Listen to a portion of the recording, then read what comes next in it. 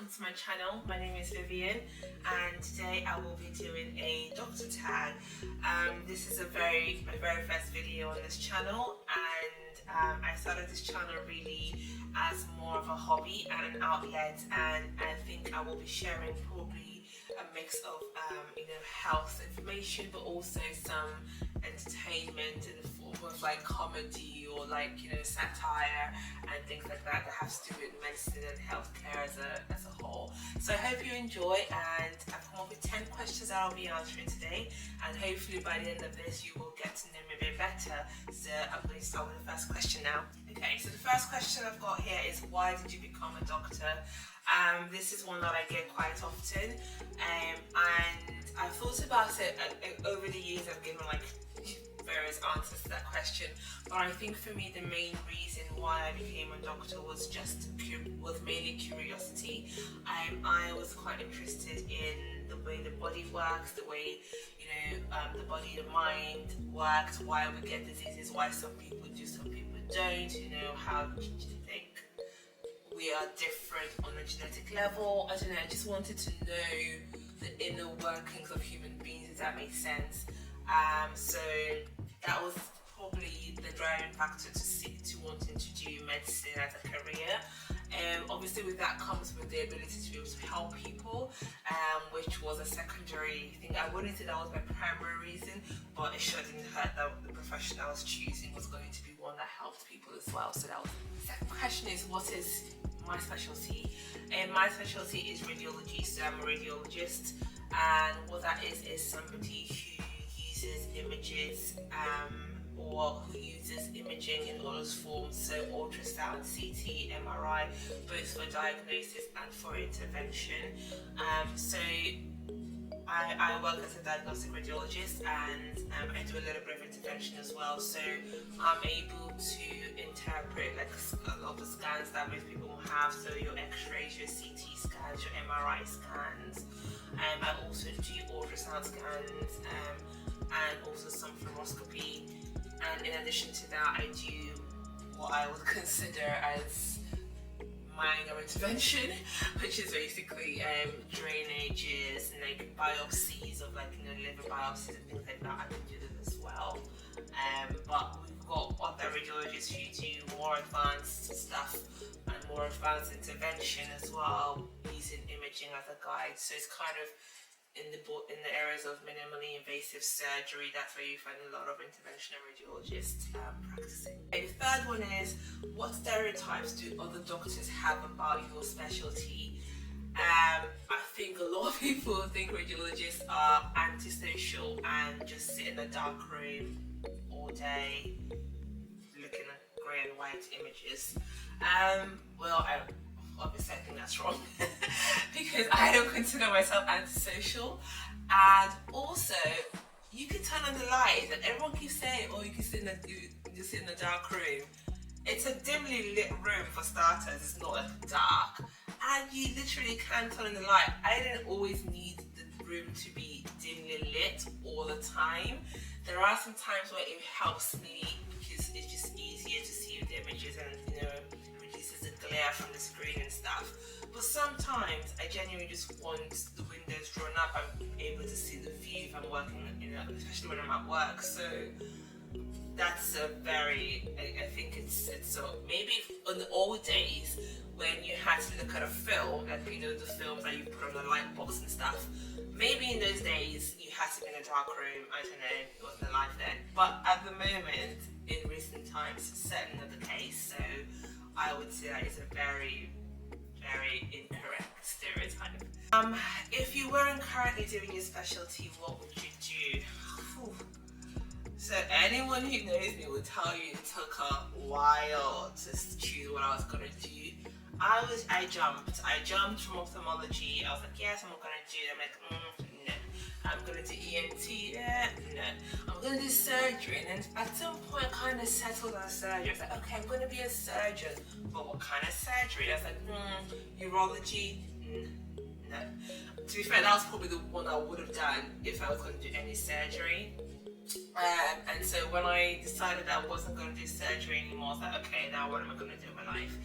And before I found radiology, I did consider very strongly two specialties, and they were anesthetics and GP. I hadn't thought I was going to like GP, but my very last block before I had to apply before, like in my foundation training, was a general practice block, so that's GP. And I actually really enjoyed it. I think because, I mean, I didn't think I was going to enjoy having, I don't know, I just didn't think I was going to enjoy having to deal with recurrent patients and stuff, but it actually wasn't that bad. Okay, personally, again, this is just me, because there's some people that would drive them nuts. But I actually enjoyed it, and I think, looking back now actually, I think what I enjoyed was the fact that I could just sit down and have a cup of tea by me. I think because that's basically what I do now in radiology. I think that's it. I think I enjoy the fact that I didn't have a bleep. I didn't have like someone breathing down my neck on the wards, you know, having to review someone's drug chart, having to come and fix someone's pillow in the middle of the night because it's not. I just didn't have to do all that.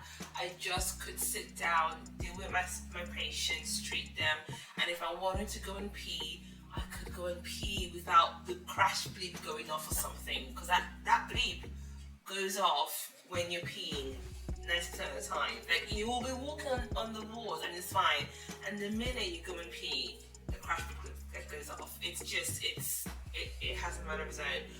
And yeah, I think it was just that. But anyway, my roundabout way of answering the question is, if I had the radiology, I think I had maybe like two more other options. They were going to be either GP or surgery, and I actually ended up applying for all three applications, hedging my bets. But I think I probably would have gone into GP. If I had to pick another in-hospital specialty, it would have been anesthetics. I think by that point I decided I didn't want to do surgery, so probably anesthetics, I think.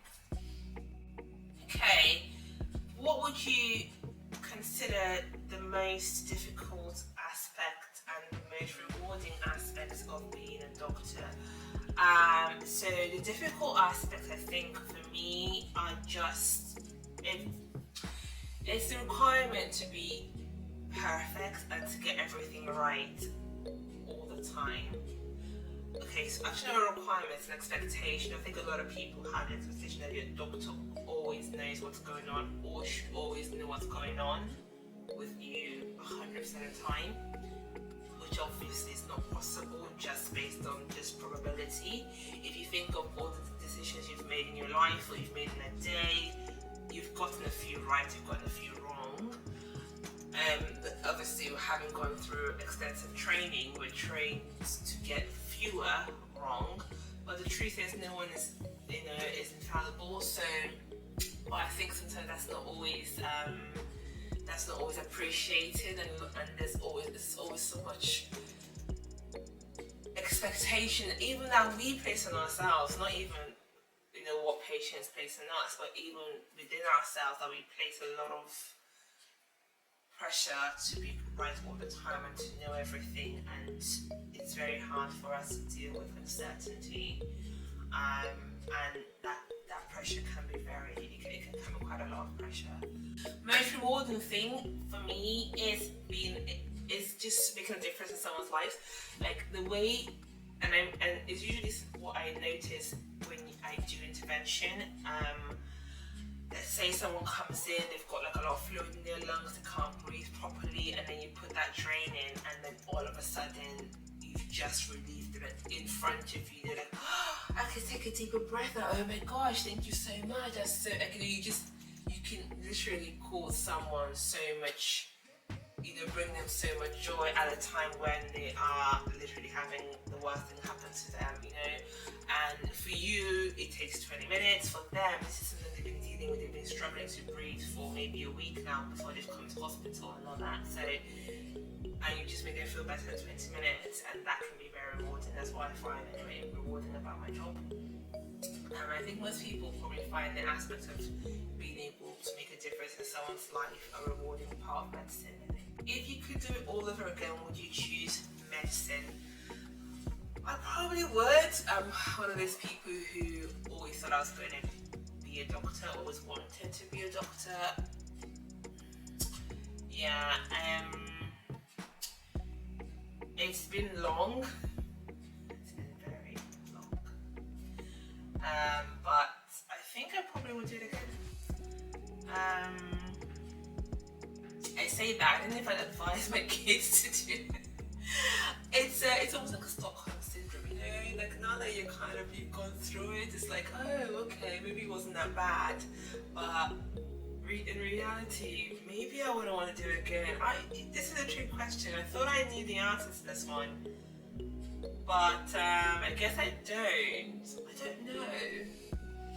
I might. There's a 60% chance I'll do it again, I think. It's good enough, right? If you didn't do medicine, what would you do? If I didn't do medicine, I think I might explore maybe my more creative side. I have a lot of like ideas and like, you know, I like writing quite a bit. I have ideas in my head and things I want to just put down on paper. So maybe like be a writer, be a blogger, be, I don't know, some kind of like reviewer of things. That sounds weird because that sounds like such a YouTube era thing, but it's just like, I like giving my opinion about stuff. Like I think I just like to tell you what I think whether or not you ask for it. And probably that's what the channel is going to be about. Just me telling you stuff. Regardless of if you want to hear it or not, okay? There we go. I think I've nailed what the channel is going to be about. Yeah, so I think because of that, I like to write and like to review and blog and da-da-da. But I also quite like fiction. Like I do read a lot of fiction and I have a side of my brain that kind of lives in a bit of a la-la land and wants to have like some kind of fiction, fantasy, probably medical fiction of some sort. Yeah, so I'll be a creative, some kind of creative writer. Is it difficult dealing with death? Yes. And I don't really think it gets any easier, to be honest.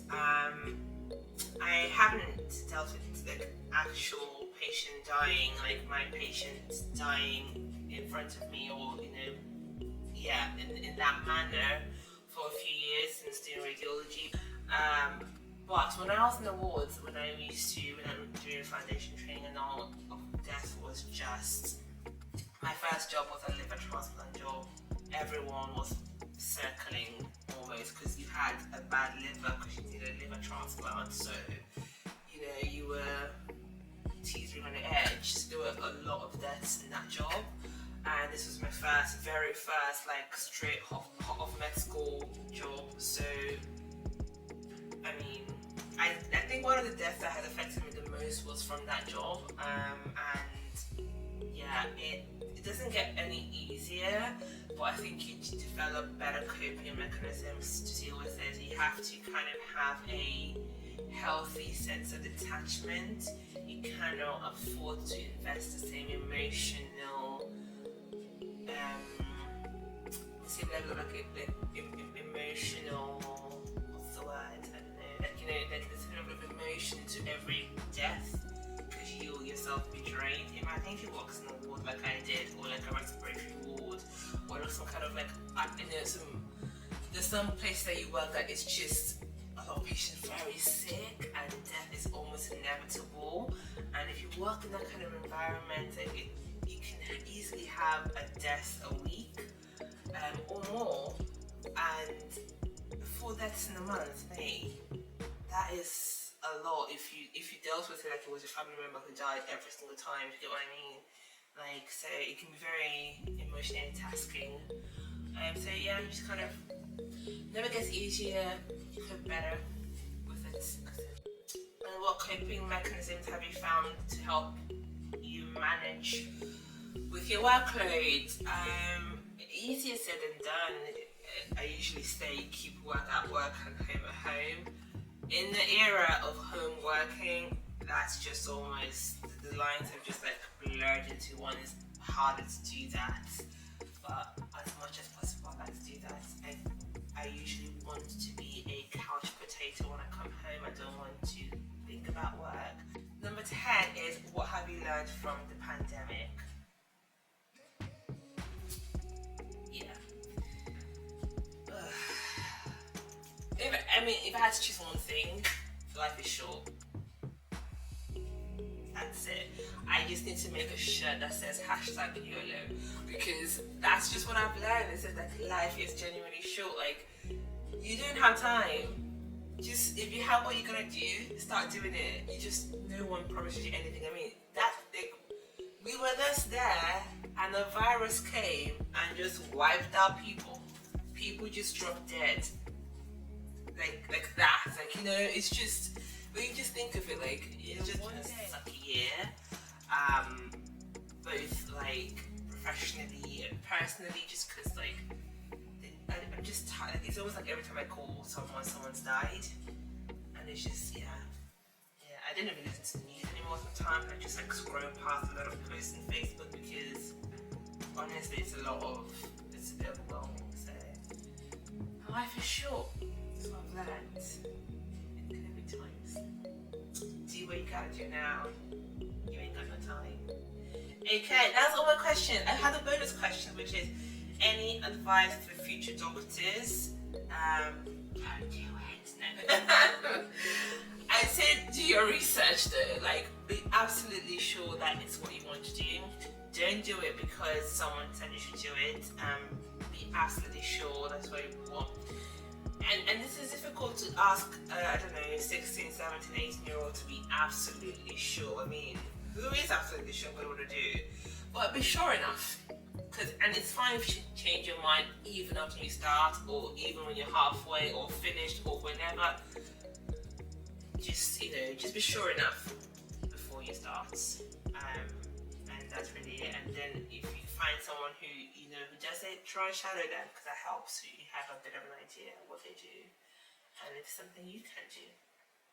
But yeah, do what you want, man. Like, if you want to do it, I'd say consider it. Do it. It's cool. It's nice. It's a rewarding specialty. It's a rewarding career. Sorry. Yeah. So do it if you want to do it. Right guys, that's the end of the video. Thank you for watching. Feel free to leave me a comment below if you would like to me to do any other videos. In particular, if you know any requests or anything, I'm happy to oblige. And yeah, see you next time. Bye.